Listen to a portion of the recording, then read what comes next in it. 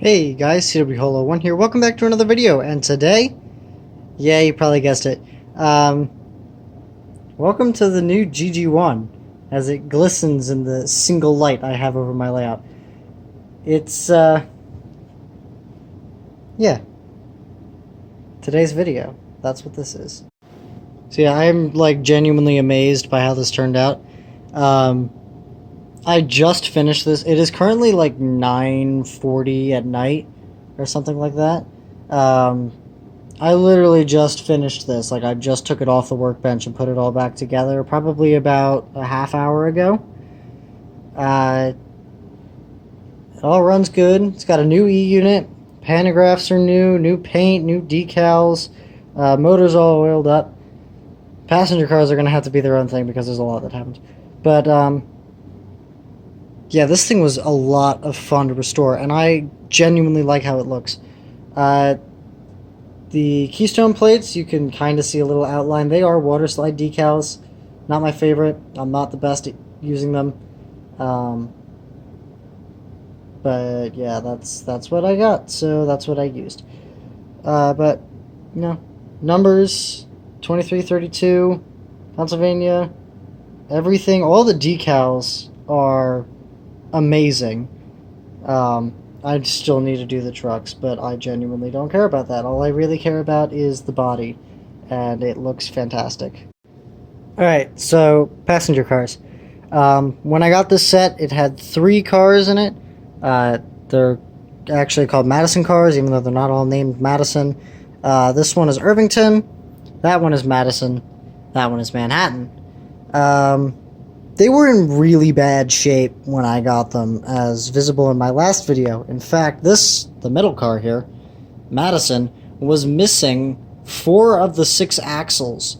I think I fixed it before I did the video, but it had 2 axles. It had the wheel set on the innermost hookup thing of each truck. So it didn't really work that well, but thankfully the replacements were already in the box, because they had been acquired at one point by my grandfather, who owned this previously. But yeah, they are a lot better now. That one was missing 90% of the paint, and most of the decals. But all of them now have new paint, new decals, new wiring, new lighting, new silhouettes. They're all cleaned up. This I still need to fix the doors. This one actually, there's a wire. You're probably not going to be able to see it on the thing. It's not going to want to focus. But there's a single little wire coming out because that spring's broken, and it's prickly. Yeah, but like I said, I redid the wiring, and I actually redid the wiring in a way that wasn't originally done. So underneath, you can see that there are 2 wires coming off of that one, and there are 2 wires. Yeah, there's the other one. 2 wires coming off of that one. There was originally a single wire that went from the truck to the light. There are 2 lights, one on each side, that they face. That one faces that way. That one faces that way. Yeah, I can point.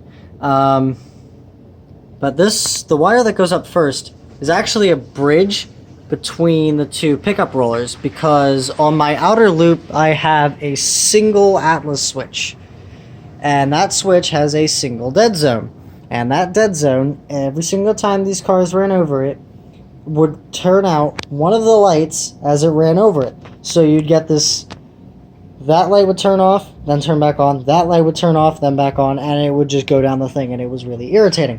So I decided to fix that by putting a bridge through it. I basically just wire the 2 pickup rollers together, and while they do dim, they don't turn off, and I like that a lot better. But I really like how they turned out. Don't nitpick on the fact that the decals are a little messed up. Keen-eyed viewers may note, well, probably not now that I'm pointing it out, this car, the Manhattan car, yeah, missing the other Manhattan. Basically, I went to go pull it off the sheet, and it doubled back, and the vinyl part that comes off stuck to the adhesive that was underneath from a previous decal I pulled off. So, yeah, it's still stuck on the sheet. But it's the right way around, so you can read clearly that it's Manhattan. It's just on the green piece of paper that the decals came on. But I made sure not to do that with the GG1 decals. So yeah, those were fun to fix.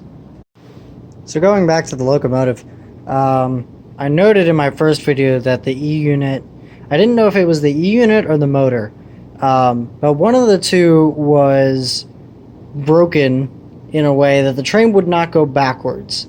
Instead of going forward, neutral, reverse, neutral, forward, like a standard E-unit should do, it went forward, neutral, tried to go backwards, but basically neutral, neutral, forward. So went forward, neutral, neutral, neutral, forward, which is not the way it is supposed to work. So, yeah, my grandfather went ahead and ordered a new E-unit, even though I didn't really think it was necessary, because I was fine with it going one way. And, but I installed it, because he bought it. And it's funny, though, because I have to lock it out anyway, because every time it goes over that Atlas switch that I mentioned, it disconnects from the rails, and this new E-unit is so sensitive that it actually triggers like 5 or 6 times while it runs over that dead zone, and then it shuts off. And then I have to pull it a little bit to give it connection, and it just does it every single time, so there's no way to actually get it over with the E-unit on. So I have to lock it out going forward to make it run. But hopefully that isn't an issue with the 027 switches that I have on my inner loop. Yeah. So, new E-unit, and it's really quiet. Like, okay, for comparison's sake, I'm gonna turn on the steamer in the middle. And you can probably hear it. It's rather loud in person. It's kind of irritating, actually. Forward, neutral, reverse, neutral, forward. I set it to go in reverse when I stop it. That way the next time I start it up, it's in neutral and then goes forward. That's just a little thing that I do because, you know, why not? But anyway, so I think I have this thing on right now. There you go. It's really quiet compared to the other one. The video may be pointing it out a lot more because it's closer, but that light is also not nearly as bright as the video is making it seem. Like, not even close. But, it now goes in neutral, and that's forward. It now goes backwards. Wait. Because somebody is bound to be annoyed by the fact that I'm running it backwards without any other pantographs up. There you go. It now goes backwards. So I will run it forward. If you're wondering why I do this, when electric trains run, you will notice that any electric train that has 2 pantographs, when it runs, the back pantograph will be up. I don't know why that's a thing, but it is. So now I have to lock it out, because I'm going to be doing running sessions next. But first, lights. Yeah, new lighting. 18 volts. If you're wondering why the camera's so shaky when I'm moving, I'm walking around on my knees right now, and it really hurts, but, you know, who cares?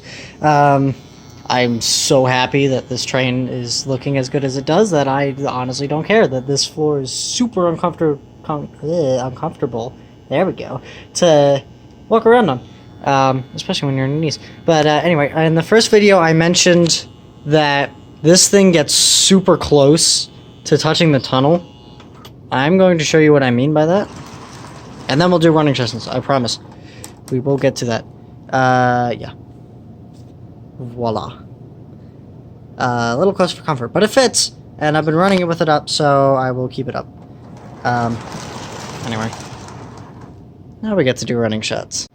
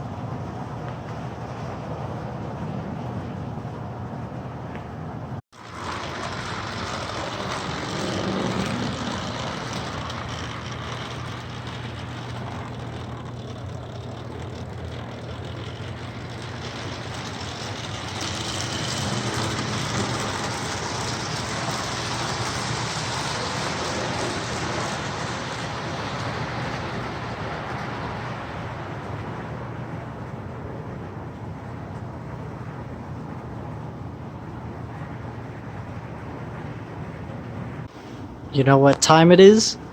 Northeast Corridor speed time.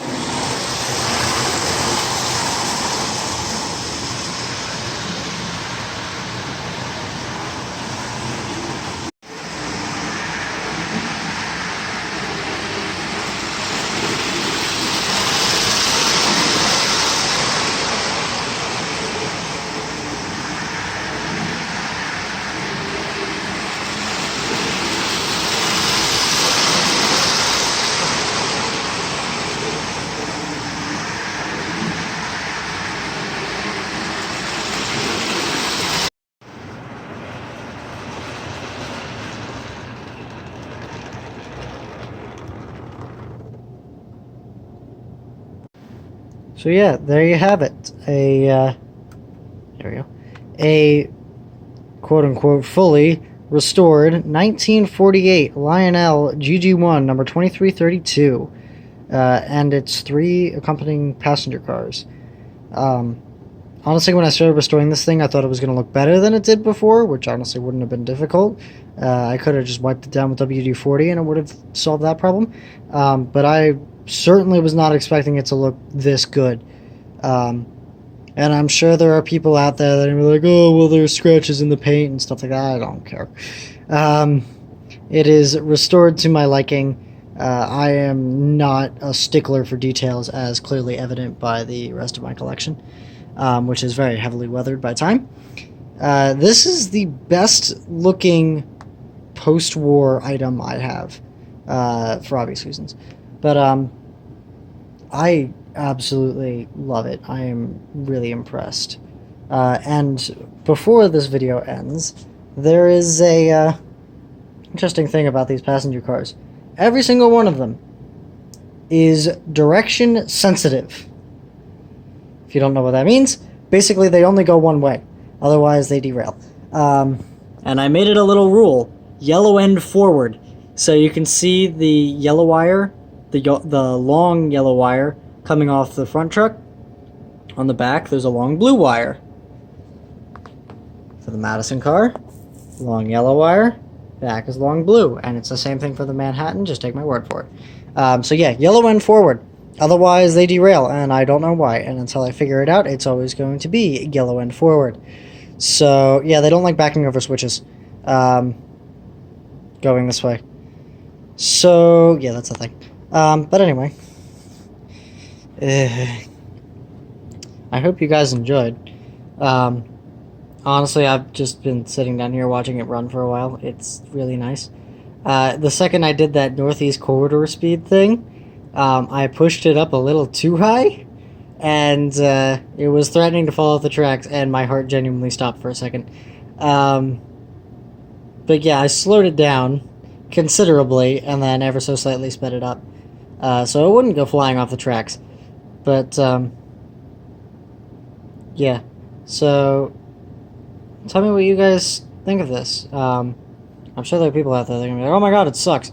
But, yeah, they can be them. I really like it. But, anyway, I am CW Hollow 1, and have a good day, or maybe good night in your case. See ya.